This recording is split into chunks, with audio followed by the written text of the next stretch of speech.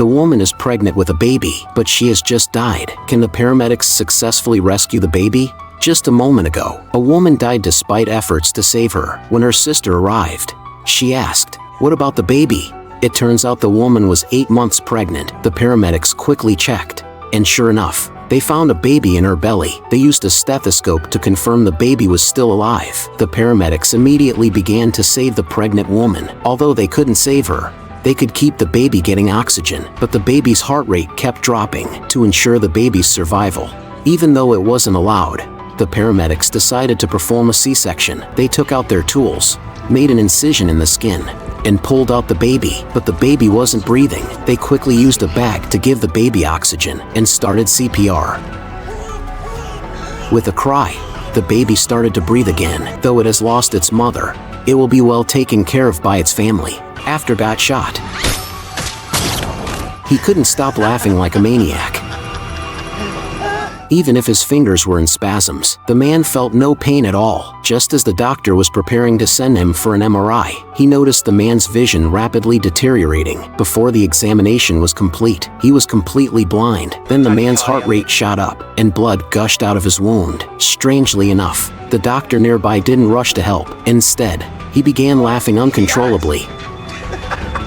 It turned out both of them had contracted an unknown virus. Soon after, the man passed away due to his worsening condition. The doctor looked at the man's body and couldn't help but think about his own future. He pleaded with House to let him do a live tissue sample. Even though the procedure would be devastating to his brain, the doctor had no choice but to agree. In the end, the doctor survived, but... Raise your right arm.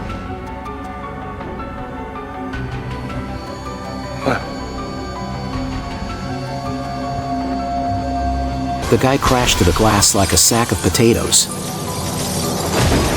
Just moments ago, the 600-pound man was sent to the hospital after fainting. It took 10 people working together just to get him onto the machine for tests. The scan showed his brain was fine, but what could possibly cause him to faint out of nowhere? Just then, the man suddenly woke up. In a panic, he started thrashing around and ended up completely wrecking over the equipment. It took a monumental effort to pull him out of there. With his mysterious fainting and sudden wake-up, what kind of illness did he have? Out of the blue, the man insisted on being discharged, claiming he was just overweight and had no illness. He warned if they didn't let him go, he'd cause chaos in the hospital. Reluctantly, the nurse discharged him, but as soon as he stood up and took 2 steps, his vision went black, and he crashed to the floor. The doctors had no choice but to check him again. That's when House noticed the man's hands were covered in lumps. He quickly ordered an X-ray, only to discover the man had advanced stage lung cancer and was about to kick the bucket. The man was baffled. I never smoked. How could I get lung cancer? The firefighter had just completed an emergency rescue when suddenly the man fell into a pool of blood. Shots fired! Firefighter needs help! The sniper was still looking for his next target. Buck rolled under the vehicle, risking his life. Buck dragged the fallen firefighter under the truck. Without wasting any time, the team rushed the injured man into the fire truck. The sniper continued firing. The firefighters desperately fled the scene. Inside the truck, Buck was performing emergency treatment on the man. The man, with only a breath left, was still asking if his teammates were okay. I'm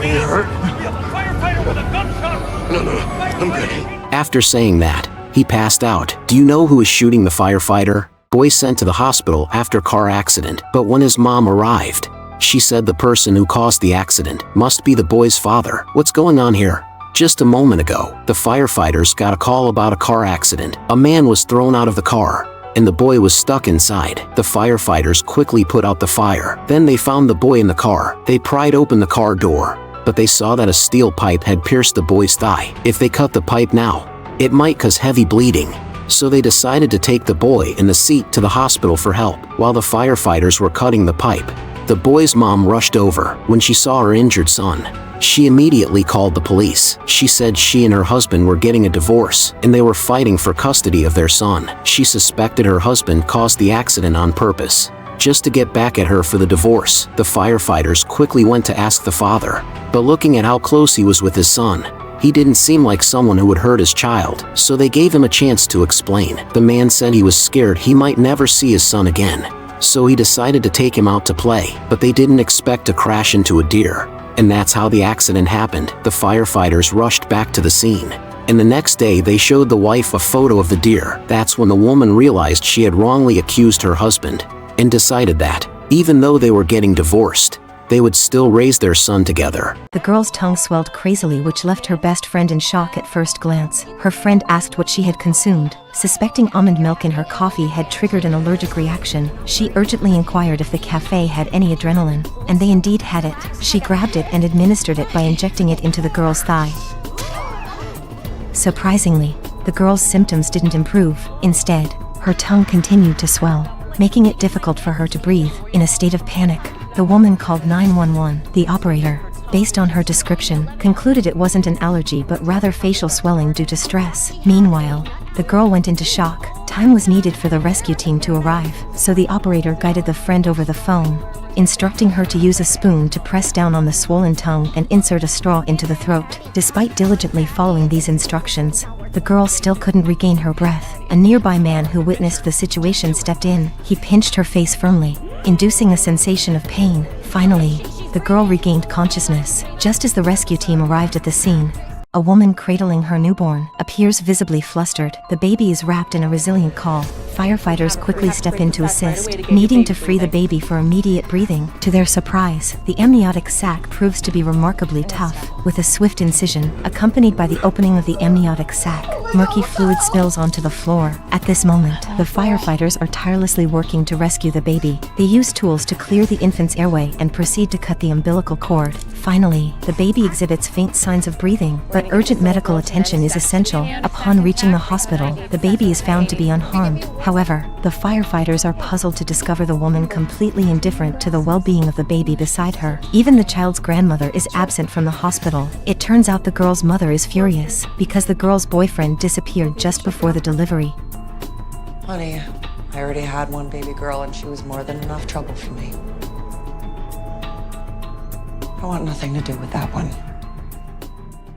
Firefighters don't just need to put out fires, they need to know how to rope a horse too. That's really a tough job.